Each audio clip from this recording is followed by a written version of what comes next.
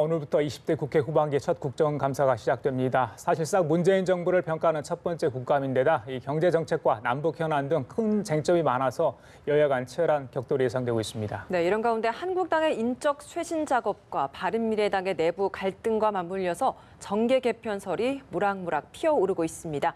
네, 관련 소식들 이상희 세명대 교수, 최민희 전 더불어민주당 의원과 함께 자세히 짚어보도록 하겠습니다.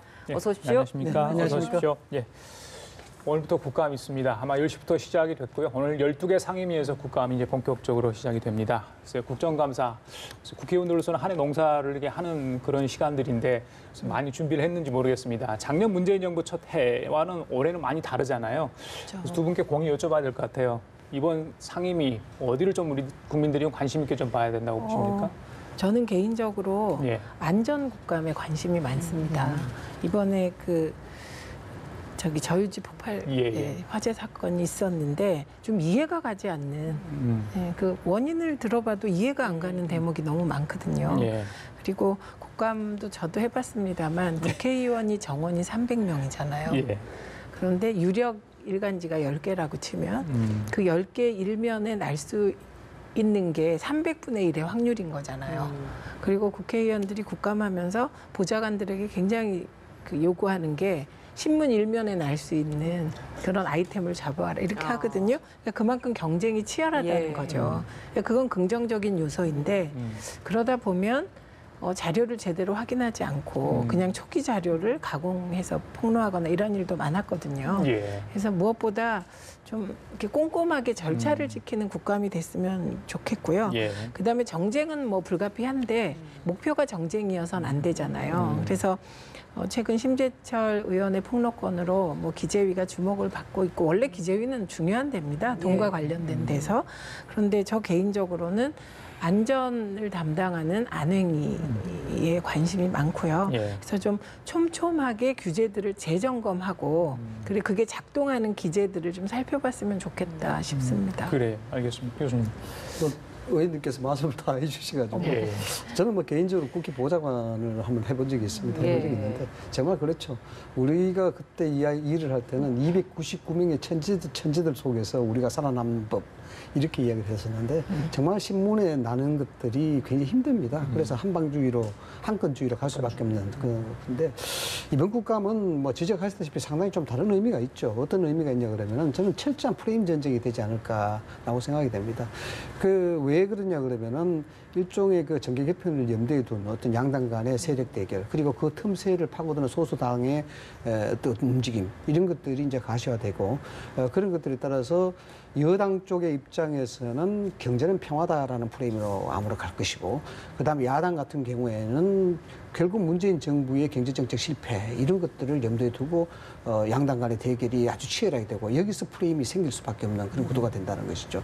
정계 개편을 염두에 둔 프레임 전쟁이라고 말씀드리는 것은 실질적으로 뭐 정계특위 자체가 흐지부지하니까 여기에 따라서 선거구제 개편이라든가 여기에 사실상 그 가능성이 희박해지면서 소수 야당이 쓸 자리가 좀 많이 부족해집니다. 그러면 이 국감을 통해서 좀 더 목소리를 내야만이 여기에 어느 정도 지분을 차지할 수밖에 없는 입장이죠. 그래서 그동안 좀 긍정적인 스탠스, 좀 협조적인 스탠스를 보여준 소수 야당이 여당의 대책점을 갖는 대립관계에 공격을 할 수밖에 없는 것이다라는 부분이고 제1야당의 한국당 같은 경우에는 여기에 이제 경제는 평화다라는 이 부분들을 좀 희석시키기 위해서는 경제정책의 실패, 이미 뭐 언론에 다 보도가 된 바도 있습니다만 소득주도 성장이라든가 일자리라든가 이런 부분에서 집요하게 이제 물고 늘어지는 그런 형태가 될 수밖에 없을 것이다. 그래서 철저한 프레임 전쟁이라는 것은 향후 정계 개편 그리고 그 이후에 이어질 상황들, 예를 들어서 한반도의 평화적 문제, 그다음에 그 위에 이어질 수 있는 총선에 대한 문제, 이까지 염두에 둔 기선잡기 시합이 전쟁터가 될 가능성이 굉장히 크다 이렇게 봅니다. 예, 프레임 전쟁이 될 것이다라고 이야기를 해주셨고 또 앞서서 이제 신문 일면에 나올 수 있을 만한 중요한 사안들을 많이 모아 오려고 총력을 기울일 것이다라고 이야기를 해주셨는데 사실 이런 것들도 중요합니다만 이 시즌만 되면 늘 나오는 것이 국감 무용론이지 않겠습니까? 30초만 질의를 하다 보니까 이제 증인들 불러놓고 몇 시간 기다렸다가 30초만 질의하다 보니까 뭐 30초 국감 이야기도 나오는 것도 사실이고 이렇게 매번 이런 이야기가 나오는데도 개선되지 않고 있는 이 상황 좀 어떻게 봐야 될까요? 그 개선되지 않는 이유를 제가 처음에 말씀드린 셈이 되었고요. 그러니까 30조 국감 뭐 주로 이제 언론에서 그런 비판을 하는데 그렇더라도 국감을 하지 않으면 공직사회는 감시할 길이 없습니다. 그래서 30조 국감하고 증인 불러놓고 질문하지 않고 이게 주로 초선들이 많이 그러는데 저도 그런 실수를 한 번 한 적이 있습니다. 그래갖고 질문을 못해서 나중에 사과를 한 적이 있는데 의욕이 넘쳐서 많은 증인을 불러서 많은 걸 질의하고 싶은데 질의하다 보면 이제 순위가 있으니까 빠지게 되는 이거는 어떻게 보면 작은 문제일 수 있는 겁니다. 고쳐야 할 작은 문제이고 그래서 국감 무용론으로 가버린다면 그러면 이제 관료들의 천국이 되는 것이죠. 그리고 그나마 국회는 투명하게 공개된 곳이잖아요. 그런데 관료사회는 내부에서 어떤 일이 벌어지는지 국회가 아니면 들여다볼 수가 없거든요. 그래서 국감 무용론이 나오지 않도록 열심히 하는 건 굉장히 중요하지만 언론도 그런 어떤 잘못된 몇 개 행태 때문에 국감 무용론으로 가면 결국은 그건 관료 천국이 된다. 그리고 관료 천국이 되면 위험한 것이다. 그리고 이제 교수님 말씀하신 프레임 전쟁이 된다면 저는 그건 성공한 국회라고 생각합니다. 그렇게 프레임을 명확하게 짜고 각자 논리적 근거를 제시하고 자료로 증명할 수 있다면 되게 수준 높은 이제 국감이 될 거라고 예견하시는 건데 저도 그렇게 되길 기대합니다. 오늘 첫날인데요. 어떤 상황이 좀 벌어질지 저희를 하나만 여쭤볼게요. 글쎄요, 아까 소득주도 성장 이야기했는데 기재위가 아마 주로 다룰 것 같아요. 근데 이제 기재위가 그 외에 다른 이제 부시들이 있잖아요. 특히 이제 심재철 의원의 비인가 자료 유출 논란 그 부분이 아마 다시 한번 또 재현되지 않을까, 여야간 공방이 있지 않을까 많은 분들이 그렇게 예상을 하고 있더라고요. 어떻게 보십니까, 그 부분은? 의원님께서 지적하시다시피 이제 프레임 전쟁에 대한 부분의 해설을 그렇게 해주셨는데 그게 이제 정책적 대결의 긍정적인 효과로 프레임 전쟁을 볼 수가 있습니다. 그런데 프레임 전쟁으로 볼 수밖에 없는 이유가 뭐냐면 이슈가 없다는 것이죠. 소위 시쳇말로 이야기하자면 한 방이 없다는 겁니다. 저는 뭐 한번 지적을 한 적이 있습니다만 한국당 같은 경우에 심재철 의원의 그 한 방으로 인해서 국감이 그렇게 굴러갈 것이다. 이런 부분들은 심재철 의원이 어떤 전제에서 그렇게 가능하냐 그러면은 실질적으로 수많은 정보에 의해서 수많은 정보를 분석해서 여기에 문제점이 발견될 그 가능성이 있다라고 봤을 때 그게 가능한 것이죠. 그래서 그것은 또 다른 전제는 당과 밀집한 관계에 의해서 전략을 짜고 공조가 됐을 때 그것이 가능하다는 건데 결국 지금 보면은 심재철 의원의 큰 한방은 사실상 없는 것이 아니냐 이렇게 된 것입니다. 그런데 이제 문제는 이제 국정감사를 어떻게 해야 될 것인가의 문제죠. 다시 불거질 수밖에 없죠. 왜냐 그러면 한국당 입장으로서는 이걸 다시 이야기를 해야 됩니다. 왜냐하면 한 방에 없는 것이 아니라 다른 한 방에 가려버렸기 때문에 없는 것이거든요. 실질적으로 국회의원에 대한 검찰의 압수수색이라든가 그다음에 도덕성 문제, 뭐 업무 추진비의 도덕성 문제, 이 문제는 사실상 문제가 될 수 있는데도 불구하고 뭔가 있는 듯이 만들어져 버렸기 때문에 그것이 당에서 공조체제가 안 만들어졌기 때문에 전략적 정무 실수를 한 거거든요. 그렇기 때문에 국감을 통해서 이건 다시 한번 언지를 할 수밖에 없다라는 건데 지금 모순이 될 수밖에 없는 게 심재철 의원은 기재부로부터 고발을 당한 상황이고 또 실질적으로 여기에 대해서 치열한 공방이 전개될 경우에 기재부는 다른 상황 자체는 아마 이슈가 물 건너갈 수밖에 없는 그런 상황이 되고 이 상황에 대해서 한국당의 야당의 입장, 그 순수한 야당의 입장에서 본다 그러면 오히려 이 부분 자체가 소위 말하자 그러면은 정치화되는 것이 더 유리해질 수밖에 없는 것이죠. 그런 측면에서 정무적 효과를 고려한다 그러면은 이번에 심재철 의원이 소속된 기재위는 철저한 이 야당 의원들에 대한 핍박, 왜냐하면 한 방에 대한 얘기가 없기 때문에 또 그런 사실이 발견되지 않았기 때문에 야당 의원에 대한 이 부당한 편파 수사 이런 부분들을 집중적으로 다시 한번 공략할 가능성이 굉장히 높다라고 볼 수밖에 없죠. 이제 저렇게 되면 본래 기재위 국감을 통해서 기재부를 감시한다는 부분이 소홀해지기 때문에 결과적으로 부실 국감이 될 수밖에 없는 거죠. 그러니까 저도 철없이 그냥 청와대 운영위 할 때 청와대 몰래카메라 폭로해서 그 뒤로 되게 고초를 많이 겪었거든요. 근데 심재철 의원도 아마 그 몰래카메라나 그런 수준의 한 방이 있었다면 전국은 완전히 반전됐을 텐데 오히려 시중에 얘기 들어보면 진짜 이 청와대 돈 아끼나 보다. 뭐 거기에 이 정도 비서관 이미지까지 더해져서 그렇게 돼버렸거든요. 그럼 이제 남는 것은 형식입니다. 형식.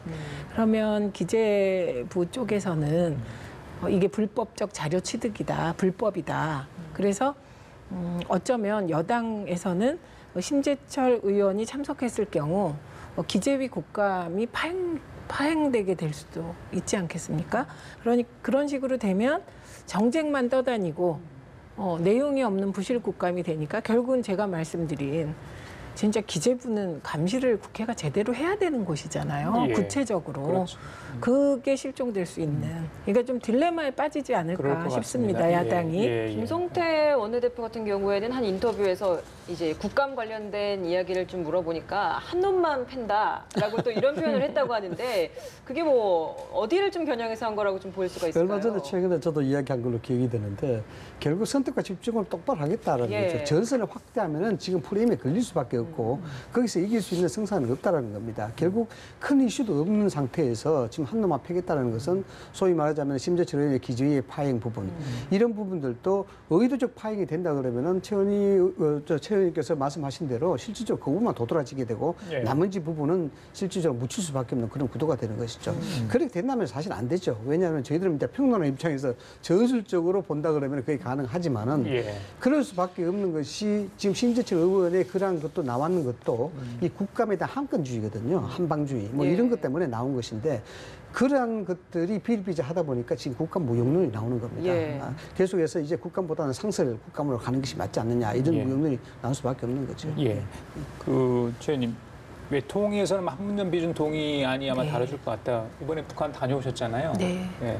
느낌 좀 다르셨죠? 이제 또 비준안을 더 해야 된다 이런 생각이 강하게 드셨나요? 어떻습니까? 개인적으로 좀 사실 궁금한 부분도 있는데 네. 이거 어떻게 될 것 같습니까? 우선 저는 판문점 선언 국회 비준 문제를 예. 야당이 계속 반대하면서 스스로 족쇄에 갇힌 형국이 되었다고 생각을 합니다. 왜냐하면 이 판문점 선언 국회 비준 문제는 이거를 뭐 자유한국당 쪽에서는 자유한국당을 고립시키려고 비준 동의안을 압박한다 이렇게 말씀을 하시던데 그게 전혀 아니거든요. 그리고 만약에 북미 관계가 계속 삐걱거리면 비준 동의안을 가지고 계속 거부할 명분이 생기는데 지금 어쨌든 중재를 잘해서 문재인 대통령이 북미 간에 다시 협상이 잘 이루어지고 있는 이 마당에 가장 문제가 됐던 풍계리 폭파해놓고 그게 사실인지 거짓인지 알 수가 없었는데 그걸 사찰받겠다고 나오면 이건 리스트를 넘어선 더 한 폭 더 나간 그러나 그 참 북한이요 한 발 더 나가면서도 여전히 또 감출 건 감추고 가는 독특한 외교 전술을 쓰고 있잖아요. 그러나 어쨌든 한 발 나가고 있기 때문에 저는 비준 동의안 갖고 동의해준다 안 해준다 이렇게 빠질수록 야당들은 헤어나기 어려울 것이다. 네, 그리고 국민들 80%가 비준 동의해줘라 이러고 계신 거잖아요. 근데 그 80%라고 하면 보수 측의 상당수도 이건 좀 비준 동의해줘서 평화를 어떻게 해보자 뭐 이런 거거든요. 그래서 비준 동의안을 한다 안 한다가 정쟁화되면 예. 그거는 여당과 문재인 정부에 되게 유리한 플레이입니다. 이렇게 보여지고요. 저는 이번에 가서 여러 가지를 느꼈습니다만 딱 하나 제가 이렇게 여러분을 보면서 확인한 건 북한 사람들도 우리만큼 전쟁을 두려워하는구나. 정말 전쟁에 대한 공포는 어쩌면 우리들보다 더 심할 수도 있겠구나. 왜냐하면 상대하는 나라가 세계 제일 최강 미국이잖아요. 그래서 한반도 평화가 저렇게 두려워하면 북한이 가능하겠구나 이런 생각이 들었습니다. 바른미래당이 이제 새롭게 내놓은 제안이 비준은 대통령이 하고 국회에서는 지지 결의안을 내자라는 좀 어찌 보면 좀 애매모호하지만 어쨌든 새로운 안을 내놨는데 여기에 대해서는 좀 어떤 입장이십니까? 예, 저 지적을 하셨습니다만은 저는 이제 축구를 굉장히 좋아합니다. 축구를 좋아하는데 손흥민 선수 굉장히 좋아하는데 예. 손흥민 선수가 축구를 잘하는 이유가 딱 한 가지가 있습니다. 왜 잘하느냐 하면은 양발을 쓸 수 있습니다. 오른발, 왼발 다 쓸 수 있거든요. 근데 한 발만 쓰면 사실 축구에 좀 한계가 있다 그래요. 야당은 지금 한 발만 쓸 수밖에 없겠죠. 왜냐 그러면은 예를 들어서 안보 문제, 외교적 문제 이런 문제들에 있어서는 계속해서 한쪽 발만 쓸 수밖에 없고 또 이 부분을 다르게 한다 그러면은 자칫하면 지지 세력이 분산되는 그런 효과가 있기 때문에 어쩔 수 없이 한 길만 갈 수밖에 없는 입장입니다. 그런데 여당은 양발을 다 쓸 수 있습니다.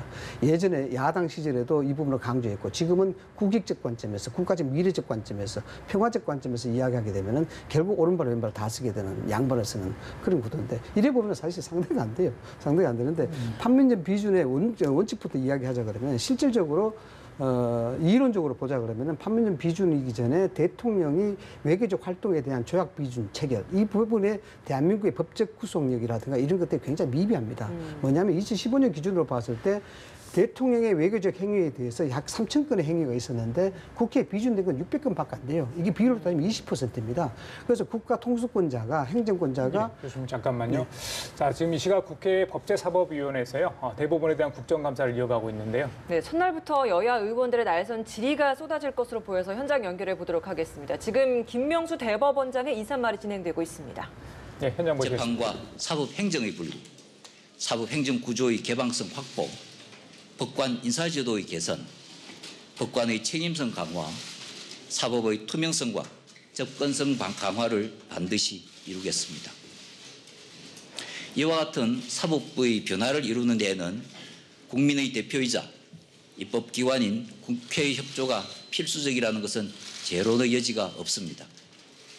정의롭고 독립된 법원이라는 가치를 구현하는 과정에서 위원장님과 위원님들께서 지혜와 힘을 모아주시기를 간곡히 부탁드립니다. 존경하는 위원장님과 위원님 여러분, 국정감사는 지난 1년간 사법부가 수행한 업무 전반을 국민의 눈높이에서 되돌아보고 국민의 목소리를 경청하는 자리입니다. 저와 법원 가족 모두 이번 국정감사가 내실 있게 진행될 수 있도록 성실하고 진지한 자세로 임하겠습니다. 사법부가 그간 수행한 업무 중에 미흡한 부분이 있다면 따끔한 질책과 충고를 아끼지 말아 주시기 바랍니다.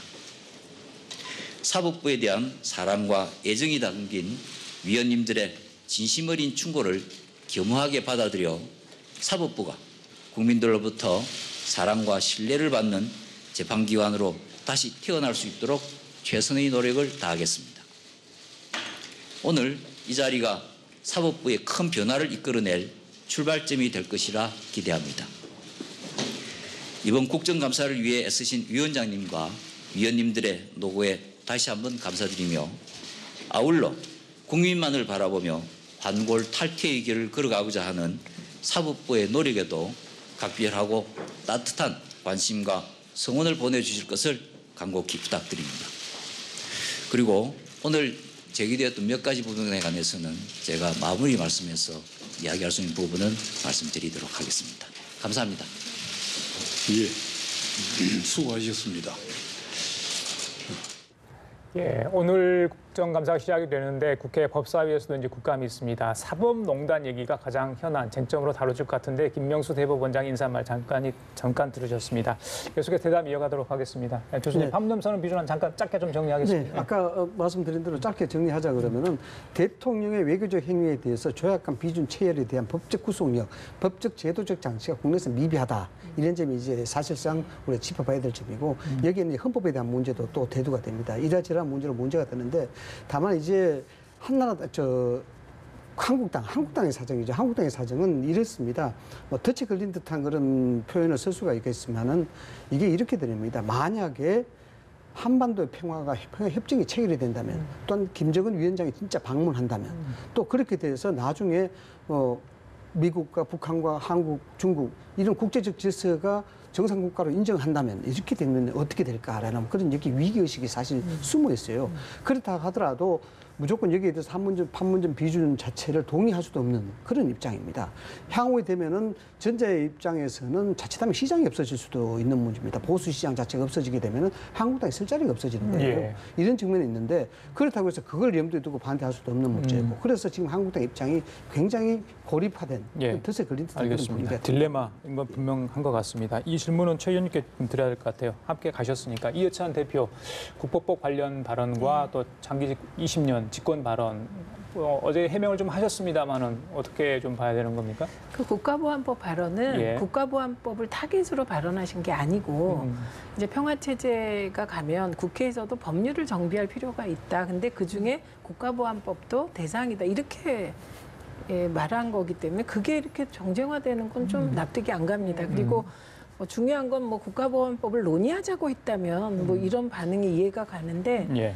그냥 원론적인 수준의 언급이었고요. 그리고 저는 개인적으로 국가보안법 논의는 정서와 연결되어 있어서 민감하기 때문에 예. 적어도 북미 간의 상당폭 관계가 진전되고 예를 들면 수교를 뭐 거의 하게 된다거나 평화협정을 맺게 된다거나 뭐 그 정도의 분위기가 돼야 국가보안법 논의가 가능하다고 보고요. 논의 정도는 가능하다. 그 네. 이후에. 예, 이후에. 예. 그리고 뭐 평화협정이 체결되면 사실 좀 국가보안법의 내용이 바뀌어야 되겠죠. 그건 상식인 것 같고. 예. 그다음에 20년 집권은 20년 집권을 얘기한 건 아니고 남북 관계가 후퇴하지 않도록 우리가 정권을 빼앗기지 않도록 내가 살아있는 한 내가 노력하겠다 이렇게 말씀하신 건데 그거는 저는 뭐 그러면 야당은 또 이렇게 하시면 되잖아요. 우리가 더 잘할 수 있기 때문에 정권을 뺏기 위해서 노력할 것이다. 이런 정도로 대응해야 되는데 조금 약간 좀 야당이 좀 신경과민? 약간 좀 너무 오버하시다 보니 네. 이게 너무 과잉 의제화되고 있는 것 같습니다. 제가 얘기할 시간 좀 되나요? 예. 예. 1993년도에 프랑스 국영 TV가 이런 실험을 했습니다. 1700년도에 프랑스 혁명을 유발시켰던 루이 16세에 대한 재판을 현대식으로 다시 했거든요. 현대식으로 재판하니까 재밌는 결과가 나왔어요. 배심원들 55%가 루이 16세에 대해서 무죄를 판결했습니다. 이것이 뭐냐면 역사라는 것이 그 당시 상황과 지금 상황은 다르다. 이 잣대로 보면은 보안법은 과연 그 당시 환경과 지금 환경이 맞을 수 있을까 이런 부분에 의문심이 됩니다. 그러니까 이건 이제 그 보안법의 철폐에 대한 긍정적 시각이겠죠. 그러나 문제는 있습니다. 저는 이해찬 대표가 어떤 의미로 그렇게 이야기했는지 모르지만 다분히 정략적 계산이 있다라고 저는 봅니다. 왜냐 그러면은 일종의 다운스의 중도화 법칙과 마찬가지죠. 이것이 뭐냐 그러면은 양당 체제가 대립이 됐을 때 선거에서 누가 이길 수가 있느냐 하면은 중도화 세력을 누가 많이 끌어들이느냐에 대한 부분입니다.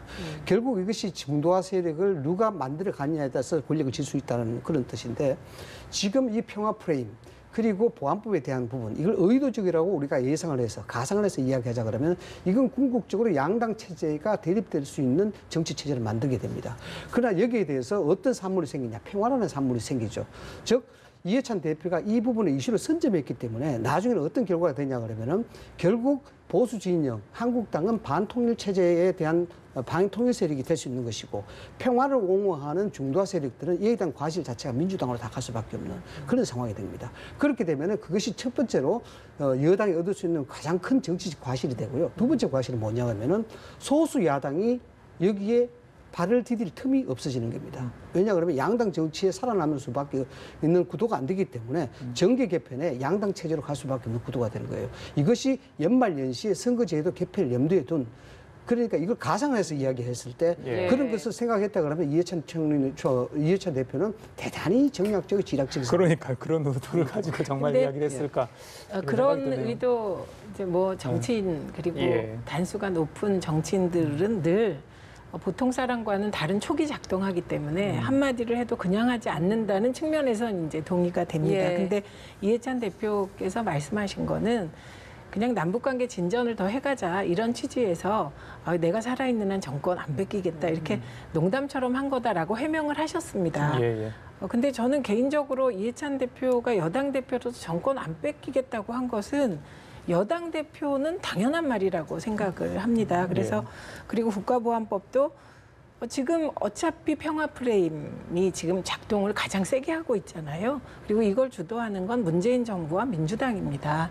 그렇기 때문에 오히려 이제 바른 판단이실 수도 있는데 야당이 그럼 여기서 생존 전략 혹은 주도 전략을 어떻게 짜야 되느냐 이 부분에선 이게 민주당 입장에서는 굉장히 땡큐일 것 같은 상황으로 대응을 하시지 않나 싶어요. 알겠습니다. 자, 지금까지 이상희 세명대 교수, 최민희 전 더불어민주당 의원 두 분과 함께 얘기 나눠봤습니다. 고맙습니다. 감사합니다.